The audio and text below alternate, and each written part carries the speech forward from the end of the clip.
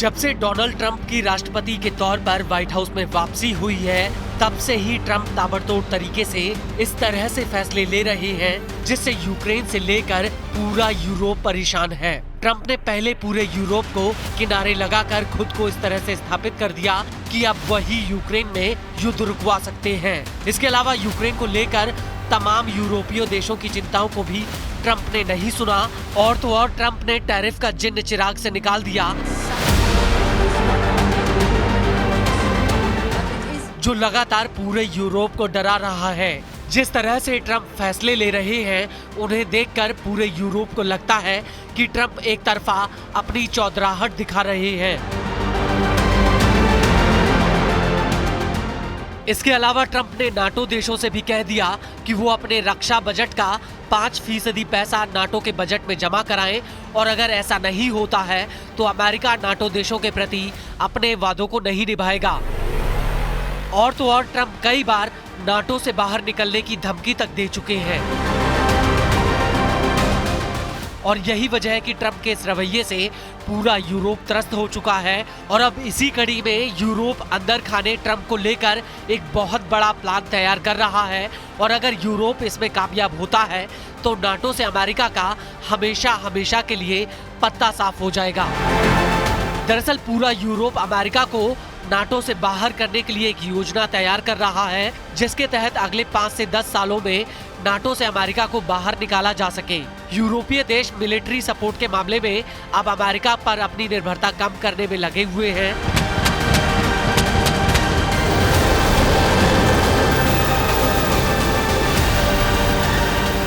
क्योंकि जिस तरह से यूक्रेन को लेकर ट्रंप ने हाथ खड़े कर दिए, ठीक उसी तरह यूरोप को लगता है कि अब अमेरिका पर अपनी सुरक्षा के मामले में भरोसा नहीं किया जा सकता।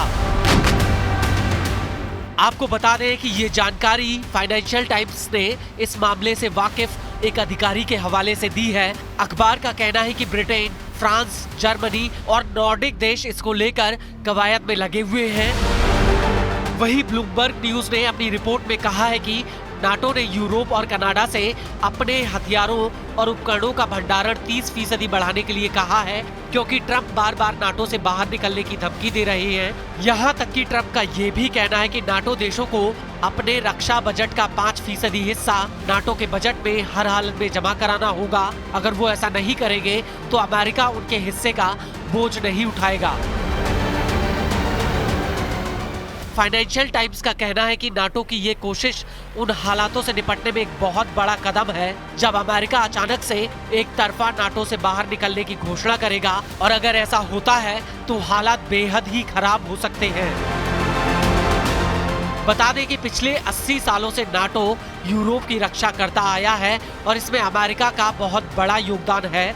रिपोर्ट्स के मुताबिक अगले साल जून 2026 में हेग में होने वाले नाटो के वार्षिक सम्मेलन में यूरोप इसको लेकर अमेरिका के सामने एक योजना पेश कर सकता है। लेकिन बड़ा सवाल ये है कि आखिर यूरोप अमेरिका के ऊपर कितना निर्भर है और अगर अमेरिका नाटो से बाहर निकलता है तो क्या नाटो का अस्तित्व बच पाएगा या फिर नाटो ही अमेरिका और अमेरिका ही नाटो वाले हालात पैदा हो जाएंगे। तो आपको बता दें कि मौजूदा समय में अमेरिका नाटो के 3.5 बिलियन डॉलर के सालाना खर्च में 15.8% योगदान देता है।